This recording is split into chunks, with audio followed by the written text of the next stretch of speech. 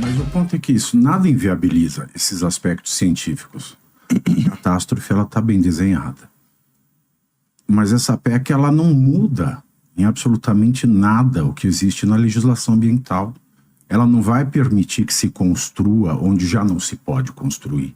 Ela não vai permitir que se avance numa área de mar, de praia, onde já não é permitido se avançar. Ela só quer tirar o pagamento do foro e do laudêmio de quem já está lá. E quem já está lá não pode inovar. Não, a legislação ambiental vai permanecer a mesma. Então, essa é uma questão desta PEC. Ela é puramente financeira, sim. Ela é puramente financeira. Mas ela não tem nenhum condão de piorar a situação. Mas pode abrir algum precedente?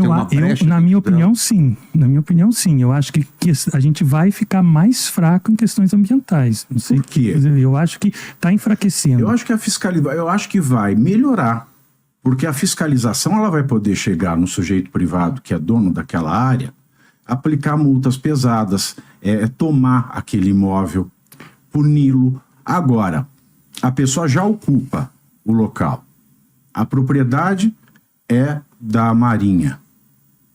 Essa pessoa, ela continua fazendo o que faz, ela pode invadir ou não. A questão é que, se ela comete uma infração ambiental, para ela tanto faz, porque ela não tem nada a perder. Aquele terreno já é da Marinha. Agora, na legislação ambiental, tudo vai continuar o mesmo. Mas aí que eu falo, então era hora da gente ter tolerância zero. Em vez de essa PEC fazer, a gente tem que tirar esses indivíduos que estão em zonas que não deveriam. Exato. E esse é um problema das comunidades, por exemplo, as casas nos morros do Rio de Janeiro. Aquilo é um processo erosivo constante e que só aumenta. E o Brasil não tem infraestrutura para isso, né? Não só nos morros, mas também nas comunidades dentro urbanas, né? Como aqui de São Paulo, você tem essas construções irregulares e quando nós temos chuvas mais fortes a gente vê as desgraças que a gente vê acontecendo. O poder público, ele perdeu o controle. Por exemplo, em Ubatuba, dá um nome.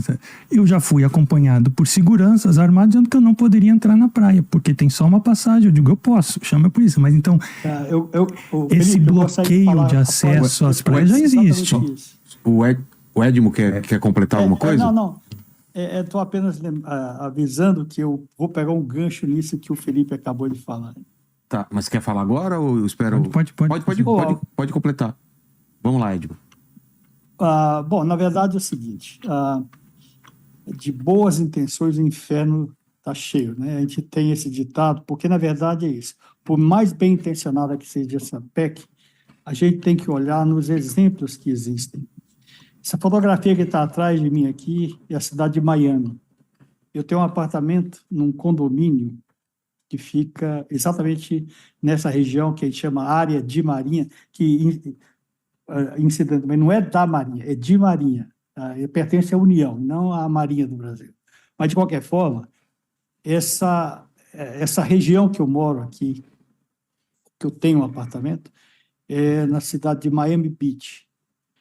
E nos Estados Unidos, eles fizeram exatamente isso que a PEC está propondo fazer, que é dar oportunidade para quem tem dinheiro comprar as terras de quem está vivendo ali há muito tempo pela legislação atual. E o que acontece é que grandes corporações construem grandes condomínios e fazem alguns corredorzinhos bem fininhos e que, apesar de eles não proibirem o acesso à praia, eu estou dizendo isso porque eu vivo num apartamento como esse e a praia praticamente é nossa, porque o pessoal fica inibido de ir à praia. Primeiro porque não tem onde ele estacionar, porque o estacionamento fica muito longe, então a pessoa tem que parar o carro longe, caminhar até chegar à praia. E isso inibe. Então, mesmo que ele não seja proibido, na prática ele vai acabar não indo. E as pessoas que têm essas propriedades acabam sendo as donas. E agora vamos voltar para o outro lugar onde eu tenho uma casa de praia, que é em Bertioga. Em Bertioga tem um bairro aqui chamado a Riviera de São Lourenço. A Riviera de São Lourenço tem um monte de apartamentos e prédios ao longo da praia. A praia, novamente, é pública. Mas quem é que vai à praia de São Lourenço, da Riviera de São Lourenço, que não sejam os donos desses empreendimentos? Então, eu estou querendo dizer o seguinte: por melhor que seja, por mais bem intencionada que seja essa proposta de mudança da Constituição, no final das contas, isso vai virar um benefício para quem tem dinheiro para comprar.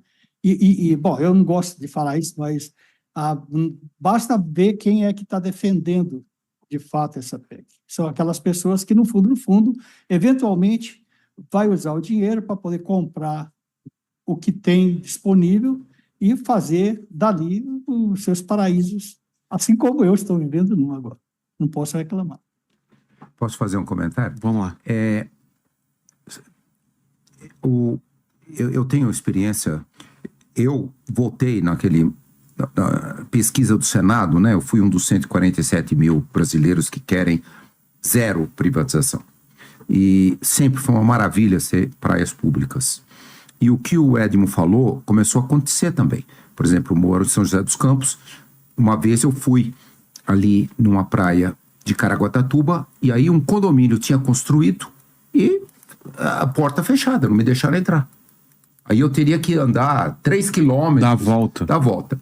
Aí um monte de moradores ali de Caraguatatuba entraram na justiça, o condomínio foi obrigado a abrir. Então a gente passava por dentro do condomínio e chegava na praia. A praia é pública, o acesso é público. Eu também morei muitos anos nos Estados Unidos, várias vezes o que o Edmo falou. Eu tinha que andar de bicicleta quilômetros e quilômetros para ir num lugar para poder entrar. San Diego, alguns anos atrás, estava com a minha esposa lá, lindíssimas praias lá na Califórnia, não consegui ir na praia, tudo fechado. Tinha que andar quilômetros e quilômetros e depois voltar andando na praia. Então, com todo respeito para aqui, brasileiros, que nós vivemos a vida inteira com praias públicas, lindíssimas praias públicas, mas o meu grande medo é que se esse PEC passasse, o que vai acontecer? O setor privado de turismo, ele vem, compra tudo quanto é praia linda. Você vai na Espanha, em Portugal, na Itália, na França, tá cheio de praias lindíssimas, privadas, você não consegue entrar. Eles vão comprar as mais lindas praias do Brasil e nós não entramos mais. A não ser que você pague no hotel, você pague para entrar. Então, eu e 147 mil brasileiros que votaram na pesquisa do Senado deixa a praia pública. Mas ela vai continuar. O texto a não ser que mude. O texto ele fala dos terrenos de marinha. A praia, ela é um bem de uso comum. A PEC, ela não afeta o bem de uso comum. Ela só afeta o terreno de marinha. Ela é bem separada no artigo 99 do Código Civil. O que é uma coisa, o que é outra. É de Mas, quando essa PEC? Eu insisto em dizer. Edmo, coloca ele na tela, por favor. Por favor, eu insisto em tocar no ponto seguinte. A praia em si não vai ser privatizada, porque o terreno de marinha ele é medido 33 metros acima da linha média da maré. Então, o que for é mais alta a maré. Além da linha média de maré, praia pública. O que for inshore, né, para dentro da terra, além da linha média de marinha, aí você pode comprar. E isso inclui praia. Isso inclui muita praia. Por exemplo, no prédio repito, vou insistir, no prédio que eu tenho um apartamento, tem a linha média da maré é praticamente lá na praia, lá no mar. E todo aquele pedaço de areia que fica dentro do que é considerado terreno de marinha é privado. Então, o camarada que quiser ir para a praia, ele pode ir para a praia, mas ele vai ter que botar a barraquinha dele lá na linha média de maré, e dependendo da região, linha média de maré é praticamente dentro do mar, para quem entende um pouco de dinâmica de marés. Então, eu insisto em dizer, a intenção pode ser boa, para poder resolver problemas que existem, mas eu diria que vai se criar uma grande quantidade de problemas muito pior do que os que existem atualmente. Eu continuo achando isso.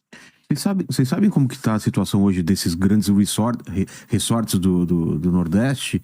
Eles estão perto da praia, têm acesso? Vocês sabem como que é hoje a situação deles? Ou... Os resorts, a maioria é pedaria, porque os turistas não querem caminhar, eles querem ficar dentro. E o acesso é por dentro dos resorts ou você vem pelo lado, para quem não está nesses hotéis? Os que eu conheço em Porto de Galinhas, como que você funciona? tem acessos por dentro dos resorts. Você pode passar por em dentro. Porto de Galinhas, que eu conheço bem. O problema é onde você estacionar. Se você está de carro, como parar. Mas eu gostaria de pegar o gancho. A gente está falando da PEC, mas eu acho que esse seria um grande momento, já que ganhou uma proporção de discussão nacional, da gente passar a discutir como a gente vai preparar para os eventos climáticos. Como a gente vai preservar isso? Porque não adianta você construir num local, agora eu acho que a discussão já não é mais essa. Vou proibir você entrar na praia. Nós vamos ter praia até quando? Então eu acho que a gente o patamar de discussão já tinha que ir para outro nível. Essa PEC já... Mas as cidades litorâneas, a gente corre o risco de o mar tomar os primeiros prédios da primeira linha de... Sim, claro. E aí, como que faz? Próximo. Existe alguma coisa tipo Veneza que fez uma barreira? Oi, vamos lá. Ela tá na tela? Vamos lá, tá na tela agora. Tem alguns pontos que eu considero fundamentais para a gente se aprofundar na discussão da PEC. E acho que um dos pontos principais é o contexto histórico do que a gente está discutindo aqui hoje. Bom, o laudêmio ele é uma taxa histórica, né, que remonta ao período colonial. Atenção à palavra colonial. Né, quando a coroa portuguesa ela estabelece um sistema de cismarias que ele visava controlar e organizar a ocupação e uso do território. Ou seja, ele surge no momento em que não havia regramento ambiental para estas áreas. E ele permanece até hoje. Então, essas legislações ambientais, elas foram surgindo através do tempo, né, conforme foi se identificando que era necessário que tivesse lugares com linhas de preservação ou conservação, e por aí vai. Então, como foi já trazido de uma forma muito lúcida, né, pelos que me antecederam, nós temos muitas normas que hoje estão, de fato, obsoletas, como, por exemplo, a linha de pré-mar e costa, né, com as mudanças climáticas, com o aumento do nível do mar, essas linhas certamente já mudaram, né, e não faltaram relatos aqui pessoais de pessoas que visitaram uma praia, conheceram há tantos anos atrás, hoje ela é diferente. Então, acho que podemos partir, né, desse ponto, dessa concordância de que o mundo está mudando, o meio ambiente, a natureza está mudando, está tendo um aumento, sim, do nível do mar. Ok. A PEC, ela aparece, né, com a discussão dentro do Congresso sobre o pagamento de laudêmio, né, sendo colocado como uma taxa abusiva e tal, só que a discussão ela foi feita enquanto estava na Câmara de uma forma muito rasa, baseada apenas nisso, sem considerar os desdobramentos que podem vir da aprovação de uma PEC como essa. E aí eu gostaria de trazer o contexto, né, que a PEC surge. Hoje ela é conhecida como PEC 03, mas ela já teve um outro número, porque a casa iniciadora dela foi a Câmara dos Deputados. Isso há mais ou menos uns 2 anos atrás. Me corrija, vi que o professor Turra está conectado aqui agora, também me corrija se eu estiver errada. Mas acho que mais ou menos uns 2 anos atrás, essa PEC aparece na agenda do Congresso, e não por coincidência, também aparece na mesma ocasião um outro projeto de lei que transformava 10% de municípios litorâneos em áreas de interesse turístico, as famosas ETURs, e também, por coincidência, na mesma semana aparece a tal da PEC dos jogos de azar, né? Essa não avançou. Então, se começa a entender o que é esse movimentinho comum, o que significava, né, todo esse material aparecendo, essas matérias aparecendo junto na mesma semana. E aí a gente não pode deixar de levar em conta que no Brasil nós temos contextos políticos que envolvem camadas sociais, que envolvem interesses de pessoas muito grandes, que envolvem muito dinheiro. Então, tudo isso aparece junto, né, num pacotão ali que a gente chamava de pacote de destruição, até na época a gente chamava de a boiada passa na praia. Bom, a PEC avança igual um trator muito rapidamente na Câmara, ela é votada com todos os discursos dos parlamentares voltados para a questão do laudêmio, sem se levar em conta todos esses aspectos que foram trazidos pelos professores até agora. e tantos outros. Chega ao Senado e ganha essa repercussão nacional em função do slogan, privatização de praia.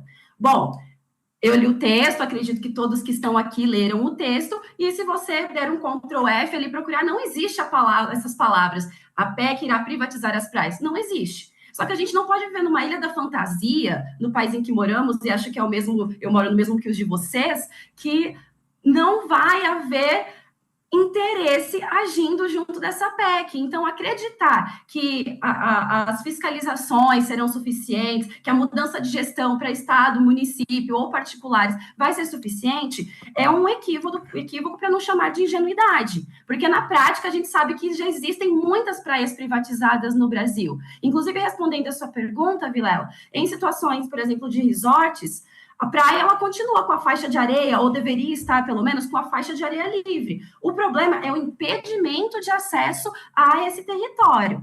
Então, não é que, de repente, vão construir muros nas praias. Isso não vai acontecer. O que acontece é o impedimento de se transitar por essa área. E aí, pessoas, em sua maioria, que vivem nessas áreas, que dependem, inclusive, dos ecossistemas locais para sua existência, passam a ser privadas de circular. A gente tem um caso, por exemplo, icônico, que é o condomínio de Laranjeiras, né, no litoral de São Paulo, em que foi construído um condomínio e populações caiçaras, pescadores artesanais não podem mais circular. Está tudo cercado por seguranças armados que impedem o trânsito daquelas pessoas que usavam esse caminho para ir trabalhar. Então, realmente, a praia, a areia, ela não vai ser privatizada. O que vai ser privatizado são as áreas ao redor. E essas, sim, impedem que o acesso à praia aconteça. E isso vai se desdobrando, e eu posso me aprofundar no decorrer da nossa conversa, em questões sociais seríssimas. Vide o que está acontecendo agora no Rio Grande do Sul. Né? Nós temos cidades inteiras varridas, arrasadas, porque as zonas de amortecimento não existem mais, as áreas ali de restinga não existem mais. Então, se há algum tipo de desmatamento, se há algum tipo de dano ambiental numa área em que pessoas viviam, usavam, né, para sua existência, o que existe naquela área, o recurso daquela área, ou usavam para viver no seu modo tradicional de vida, e elas são impedidas, a gente entra em questões sociais e criminosas que são muito sérias. Então, a gente tem que discutir, sim, a PEC com mais profundidade. Não dá para a gente achar que simplesmente uma troca de titularidade e a confiança de que a gestão em outros níveis vai funcionar, porque não vai. Se isso vai acontecer, então a gente precisa realmente fortalecer os instrumentos antes que essa mudança, que é tão radical, aconteça. Por exemplo, fortalecer a SPU, que a PEC prevê que em 3 anos ela tem que fazer toda essa troca de titularidade. E não há condição no Brasil para que essa troca aconteça, não nesse momento.